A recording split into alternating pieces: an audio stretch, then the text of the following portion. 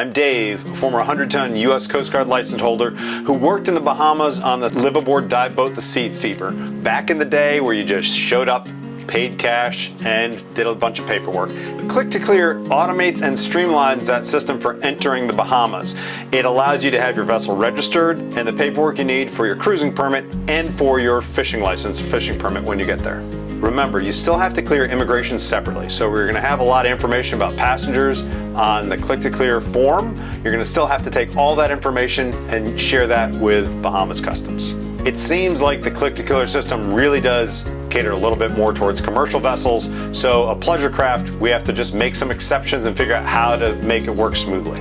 You want to collect your vessel documentation and your passports so you have that for the registration. In addition, for ship stores, if you have a dinghy, if you have weapons, or if you have a pet, you're going to declare those, so you want to have any paperwork information on that as well. When you have that information, you want to store it where it's easily accessible.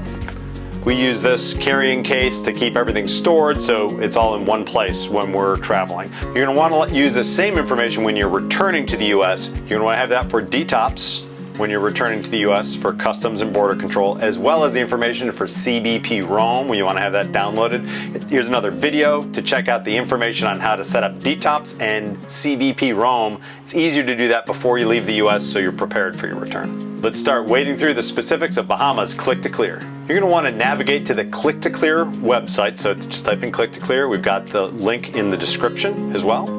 When you get onto the website, you start looking around. We're going to go to the cruising permit, so you can see here cruising permit, and just click on that. I'm going to click here to log in. This login you will never need, so we're just going to go to request cruising permit and give it a moment to update. Now this page here, you're not going to need the information. You're going to go over to pleasure craft. So you ignore this, you ignore the profile, and you go to pleasure craft. We're going to go to create inbound. Create inbound is the step where you're going to start filling out your information to go into the Bahamas. Here we have all the vessel information. You can see registration, owner name, address, vessel name. So it's all the basics information that you need to fill out to say what your vessel is. Once you've filled out all of the information, you want to make sure you hit save. One of the big keys on using the Click2Clear is this number, the PCR number. The PCR number, the rotation number, is extremely important for you to be able to find your reservation. So you want to save this because there's not a username, there's not a password, there's your PCR number. There are two things to point out to make filling out this a little more streamlined. Number one, when you go to set the date, you need to make sure you hit apply with the date and time so that it's saved. And the same with the departure, your intended departure. You're able to modify these departure times if you need. So this is just where you're starting from, but you can change them. So you apply that. And then when you're putting your port of arrival, you want to select the port of arrival first. So in our case, we're saying we're coming into West End.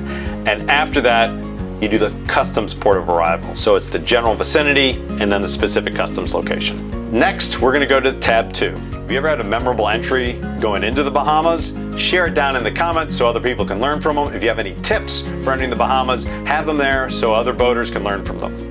If our videos are providing you value, support our channel by liking the video, subscribing, or even buying a t-shirt so you can keep living the dream. In tab 2, it's maritime declarations. This is, has anything bad happened? You want to update this before you enter the country. For the maritime declarations, you don't have to worry about COVID or any of those tests anymore. So we just fill out here, is there anything, sickness or death, that needs to be reported when you're entering the country?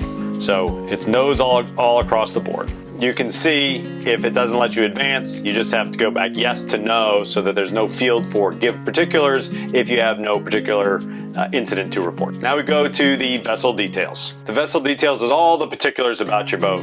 The size, the description, the information about your vessel. The registration certificate, it's not required. It looks like it's something for a commercial vessel, so you can just leave that blank. Pleasure craft. This is important when you pick the vessel type, pleasure craft. Home port is, it's a drop down. The home port doesn't fit everywhere, so if they don't have yours, you can just make a selection on that. So we're gonna save, purpose of visit, pleasure.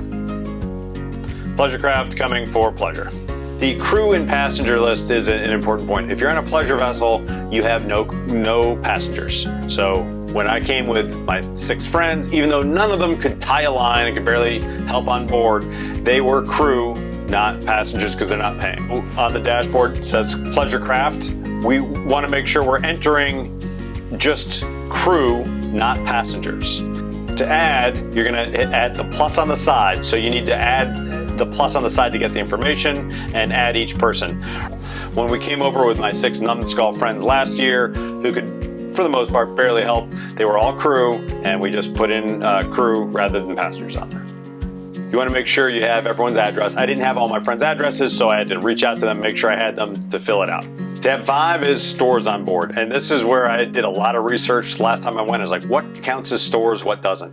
Ship stores does not count as something you declare when you go in. You need to include your dinghy, you need to include pets, you need to include weapons, and if you have a significant amount of alcohol. You don't need to include all of your provisions, you just need to include these kind of more significant items. As with adding a passenger, you add by clicking up above and you name the article. Adding a tender, you're gonna have the make, the model, the length, the horsepower of the engines, number of engines, serial number.